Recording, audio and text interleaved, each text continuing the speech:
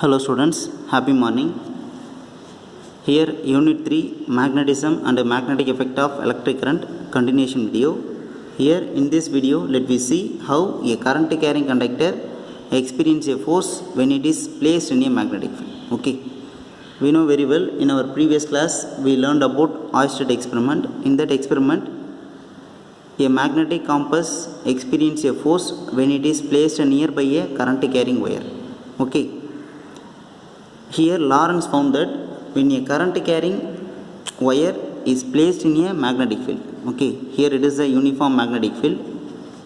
Here in this magnetic field I am placing a wire, that is A, B. In that wire current flows from A to B. Okay, then the wire experiences a force like this. This is the force experienced by the wire when it is placed in a magnetic field carrying current. Okay. Here Lorentz found that the force on the wire is equal to sum of the Lorentz force on individual charge carriers of that wire. Here in every conductor we may know very well there is a plenty of free electrons. That electrons are known as charge carriers. Okay. That force experienced by the wire is equal to sum of the force experienced by the individual charge carriers. Okay, this was found by Lorentz. Let me see the value of that force. Okay, here I consider a conductor of length L. Okay, the entire length of the conductor is L, small l. Okay, then here this conductor is placed in a uniform magnetic field. Okay, it is placed in a uniform magnetic field. In that conductor I am passing a current like that. For this case current flow from left to right. We know very well here in every conductor there is a plenty of free electrons that are known as charge carriers. So here I consider a small length element, that is dl. That length is dl. Okay, in that length element there is n number of electrons. Here I consider a single electron. Okay, it is an electron. These electrons attain a drift velocity Vd and moves towards the positive terminal. Okay, so the electron move from left to right and the current flow from right to left. Okay, we know very well it is the area of the coil of the wire. We know very well the relation between current and drift velocity. Relation between current and drift velocity of the electron. It is the average velocity attained by the electron when the electron is subjected to electric field. Okay, then we know very well I is equal to N A V D E. Okay, if suppose I am multiplying this current with a length element dl, then that is equal to N A V D E dl. Okay, listen, here it is a vector quantity, so I put vector here. Then the direction of the current is opposite to the direction of the drift velocity of the electron, so I put minus here, vector here. Okay, then we know the force experienced by the charge that is placed in a magnetic field, that is known as Lorentz force. We know here the average force experienced by the charge in the wire can be represented as, that is average force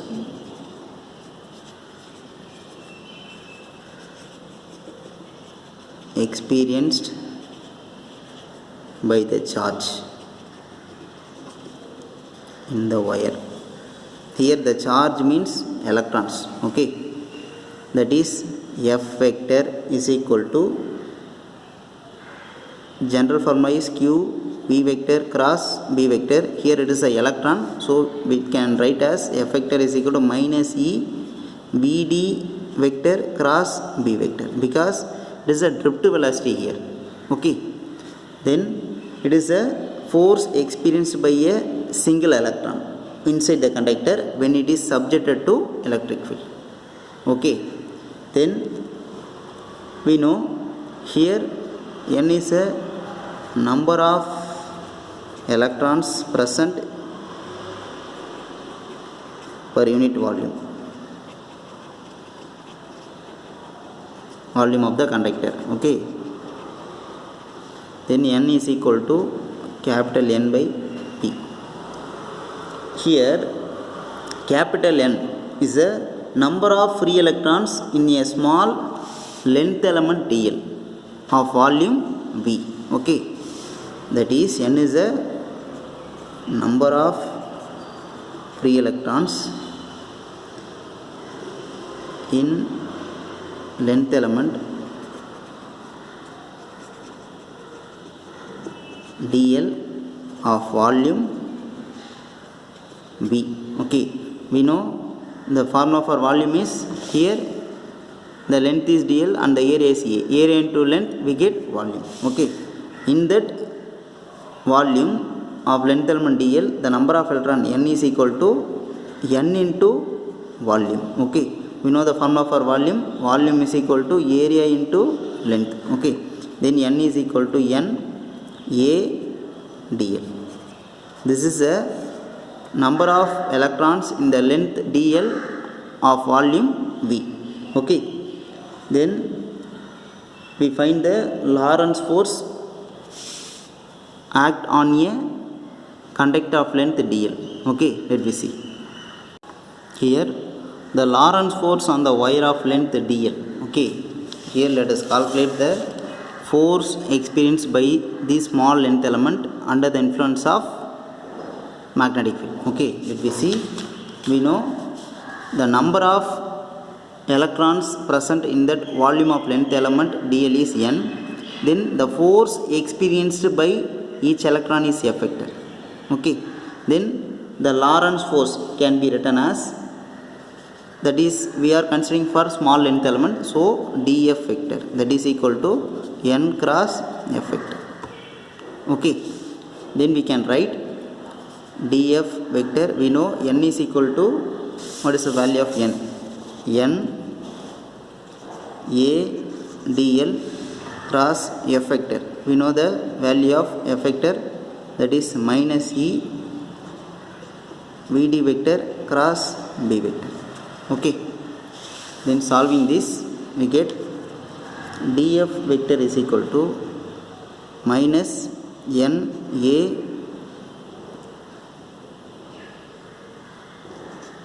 Vd E,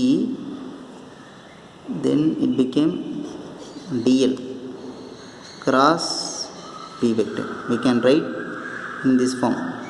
Okay, we know very well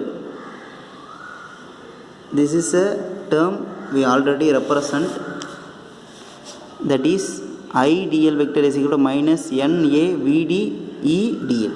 Okay, then we can replace this term, that is df vector is equal to I dl vector cross B vector. Okay, if suppose in order to find the force for the entire conductor, then the length of the entire conductor is L. Okay, then force on the wire, force on the wire of length L. Okay, then df became F. It is a force experienced by the wire of length dl. Okay, here it is a force, net force experienced by the conductor of length L. Then F vector is equal to I dl became L vector cross B vector. Okay, if suppose in order to write the magnitude, we know very well it is a cross product, so F is equal to I L B sin theta. Here theta is an angle between current element and a magnetic field. Okay, if suppose a conductor is placed along the direction of magnetic field. Okay, suppose here it is a magnetic field. Here the conductor is placed in the direction of magnetic field. Okay, AB is a conductor, sorry, CD is a conductor. Here the angle between ideal vector, IL vector and B vector is 0. Okay, then the force on the conductor must be 0. If suppose a conductor is placed perpendicular to the magnetic field, okay, then it experiences maximum force because theta is equal to 90 degree. Then F is equal to ILB. It attains maximum force. Okay. Here we can use an empirical rule to find the direction of the force experienced by the current carrying conductor that is placed in a magnetic field. Okay. Here we use our left hand, stretch your forefinger, then middle finger and thumb finger all mutual perpendicular. Okay. Then the forefinger point the direction of the magnetic field, then the middle finger point the direction of the current flow, and the thumb finger point the direction of the force experienced by the conductor. Let me see. If suppose here the cross represent magnetic field. Okay, the magnetic field is going into the paper. Okay, then I am placing a conductor. Okay, in this manner. Here current flows from top to bottom. Okay, then we can apply Fleming left hand rule to identify the force experienced by this conductor. Okay, let me see. Here the consider our left hand, the forefinger point the direction of the magnetic field. Okay, then the middle finger point the direction of the current. Okay, like this. Then the thumb finger point the direction of the force experienced by the conductor. Then the conductor moves in this direction. Okay. Here let me see a short recap of this topic. Here I consider a conductor of length L and it is placed in a uniform magnet. Okay. Then after applying the current, the electron drifted towards the positive terminal. Here current going from right to left and the electron drifted from left to right. Okay. We know the relation between current and drifted velocity I is equal to NA/VD. Okay. Here I am multiplying this relation with a length element dl. Then IDL is a vector quantity, so vector, this direction of the current is opposite to the direction of the drift velocity of the electron, so I put minus here. Here I consider a small length element dl having the area of cross section A. In that length element there are n number of electrons present in per unit volume. Okay, here that is represented as small n. Then each electron experiences a force that is F vector is equal to minus E VD vector cross B vector. Okay, we know Lorentz found that the force experienced by the conductor is equal to sum of the Lorentz force on individual charge carriers. Okay, here it is a force experienced by a single electron. Okay, we know the capital N is the number of electrons present in per unit present in length dl of volume V. Then we can know N is equal to N A dl. Okay, then the Lorentz force on the wire of length dl, that is N into F vector. After solving this we get this one. We already know this value is ideal vector. Then the force on the wire of length, okay, for entire conductor the force will be F vector is equal to I L vector plus B vector. Okay, then write in a magnitude, so it is a cross product, I put sign here. If suppose the current carrying conductor is placed parallel to the magnetic field, then theta will be 0, then force also 0. If suppose the same conductor is placed perpendicular to the magnetic field, it experiences maximum force. By using Fleming right hand rule, we can easily find the direction attained by the force. Okay, thank you.